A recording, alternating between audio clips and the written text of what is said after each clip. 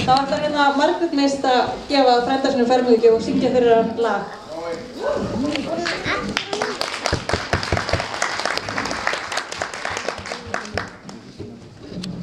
Ég man það svo vel, manstu það hvernig ég sveiflaði þér fram og tilbaka í örmunum á mér. Ég man það svo vel. Því þessar minningar kvelja mig, gerðu það leið mér.